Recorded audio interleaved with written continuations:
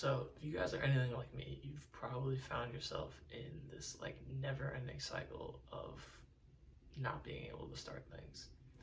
You know, you sit down, you try to gather inspiration, you watch a video on how Tyler the Creator made Call Me If You Get Lost, a couple videos on Wes Anderson cinematography, and some interview with Donald Glover where he talks about how he's somehow able to be a director, artist, producer, singer, rapper, whatever, all at the same time.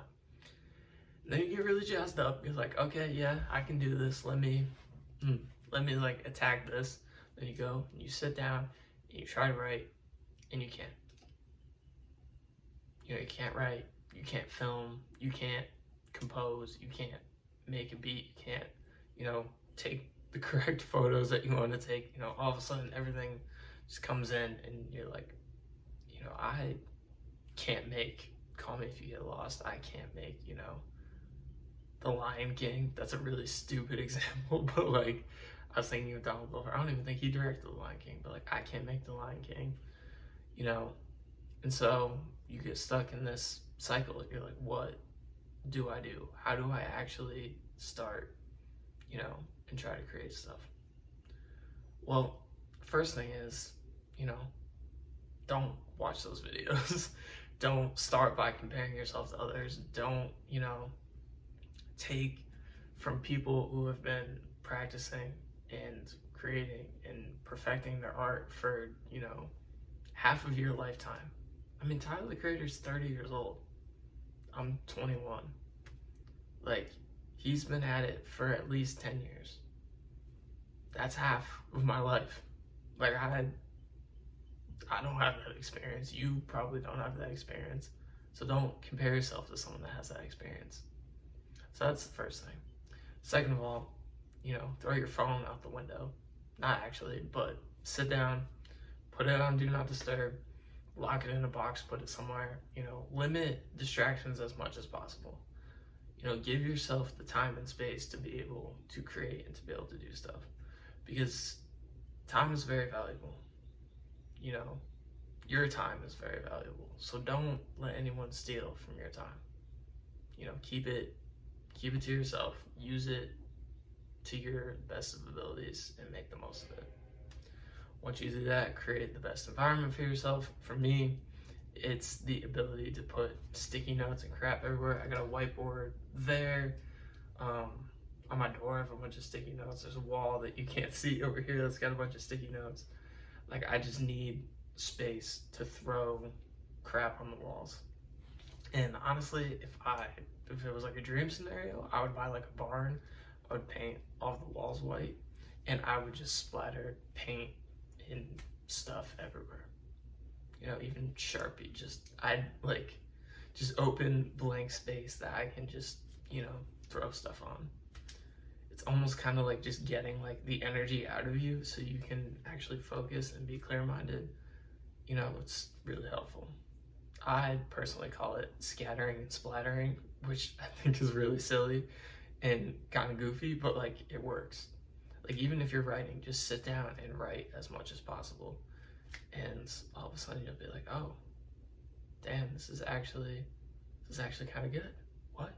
And you can go back, you can refine it, you can build upon it. Then all of a sudden, you're heading in the right direction. I also talk about in the newsletter this thing called the box exercise. To me, this is very helpful if you do it with physical objects. But you don't necessarily have to. You could do like a mood board, it's kind of similar to that. But basically, take an empty box, container, whatever, fill it with anything physical that inspires you. Take the box, shake it up, close your eyes, pull out 3 things. Whatever 3 things you pull out, try and create something that combines elements of those 3 things. So this exercise is actually from a dance choreographer, planner, I don't know what the term is. I think it's choreographer. Thyla Torp. I probably didn't say her name correctly. My apologies. But this exercise is from her, and what she does is that she created this like, oh my god, I can't even totally remember what it was. It was like Billy Joel, the Vietnam War, and like something else.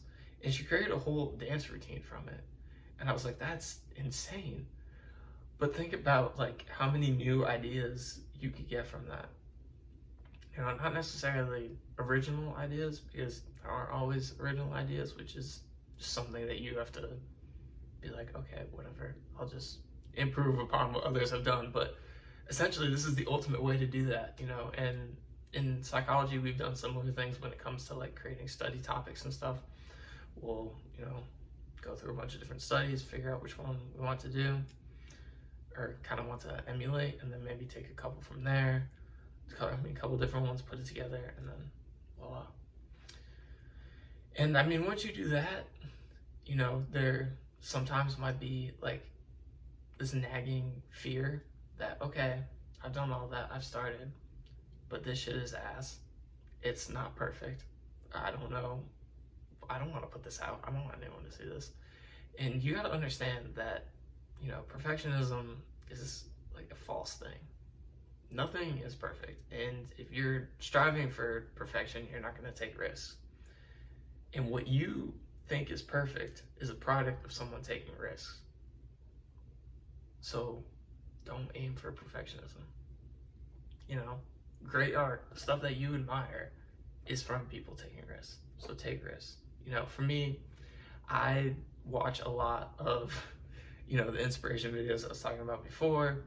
And, you know, growing up, just going through that cycle of like always looking for inspiration from like celebrities and artists. And I was like, this is kind of BS. Like, this doesn't help me. Like, I need someone to just like be direct and like almost yell at me, like a hockey coach or, you know, just any type of like sports coach. And that's kind of my aim for this channel, is just someone to tell you to be like, hey, take risks, you know? You know, this is a risk. I mean, a lot of people don't make videos where it's just them and the camera and there's not a bunch of high stimulation going on, not a ton of editing. Like, I want it to be raw. I want it to feel like I'm just sitting with you and having a conversation. So take risks. Make sure you do that. And even when you do that, you've taken the risk, you've created something, there's still this kind of nagging fear. Now, you got your product, you got whatever you've wanted to make, you still don't want to put it out there because you're afraid of what people are going to think.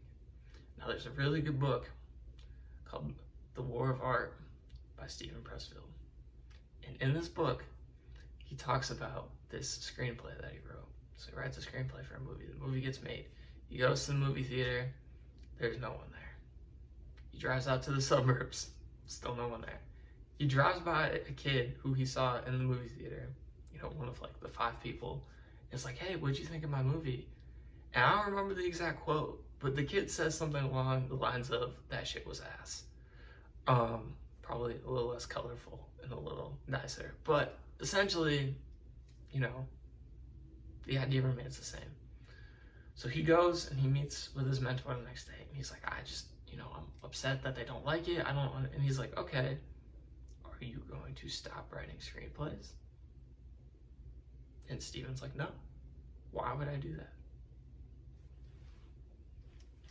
For me, the hardest thing to like start making these videos, to start making the newsletter, to start this, turning this idea into like a tangible thing, you know, the hardest thing was getting over my own fear and my own criticism. And honestly, if someone were to be like, okay, this video sucks, or the newsletter didn't help me, or, you know, this is a dumb idea, I would still do it, because, you know, the fulfillment that I get from creating something and putting something out there is greater than any criticism that someone could have towards me.